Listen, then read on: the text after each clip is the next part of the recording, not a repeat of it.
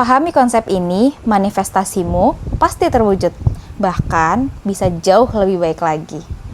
Kalian pada sadar nggak sih kalau kita lagi memintakan sesuatu atau menginginkan sesuatu, itu sama halnya kalau kita lagi pesan online atau order online di suatu e-commerce dan di apapun itu.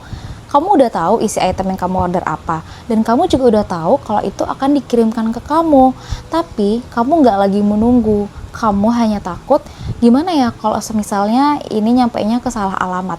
Gimana ya kalau semisalnya ini nyampainya nggak sesuai estimasi waktu di tangan aku? Karena kamu tahu dengan jelas bahwa apa yang sedang kamu order ini sedang dalam pengiriman menuju kamu. Sama halnya dengan keinginan kamu. Momen ketika kamu menginginkan sesuatu, itu adalah momen di mana kamu sudah dikirimkan paket ini. Cuman kamu belum tahu nih, kapan ya kira-kira kamu nerima paket itu. Nah, hal ini yang buat aku tersadar, kayak aku tuh lagi nunggu-nunggu banget paket ini, paket yang bener-bener aku tunggu, yang setiap harinya aku selalu cek status pengirimannya, dari yang mulai di pusat penyortiran. Biasanya kan kalau paket itu pusat penyortiran, kemudian besoknya tuh dikirim. Tapi ternyata paketku ini udah di pusat penyortiran dan udah 2 hari stuck di tempat itu. Aku mulai khawatir karena ini bener-bener paket yang aku tunggu, yang aku gak sabar buat unboxingnya.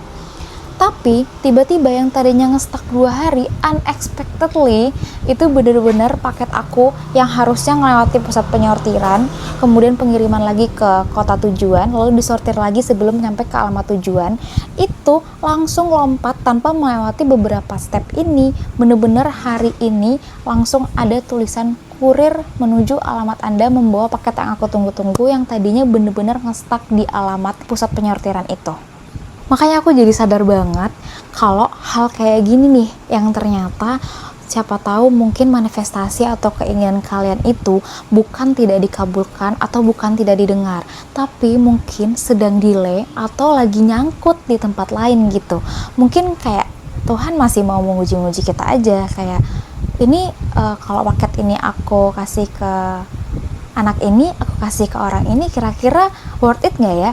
Atau aku buat dia tunggu lagi deh 1-2 hari sebelum paketnya itu nyampe lagi ke dia. Jadi kadang itu memang Tuhan itu kayak lagi ngelihat kira-kira ini bagus nggak ya buat anak aku, buat hamba aku gitu.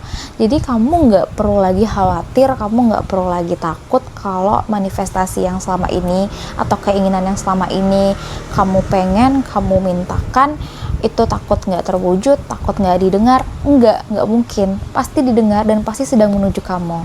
Cuma kamu harus memang lebih ekstra bersabar lagi. Seperti yang tadi aku bilang, manifestasi, permintaan, dan keinginan kamu itu sebenarnya memang sudah dipaketkan dan akan menuju ke kamu. Cuma memang nyangkut ke penyortiran atau lagi delay di tempat lain.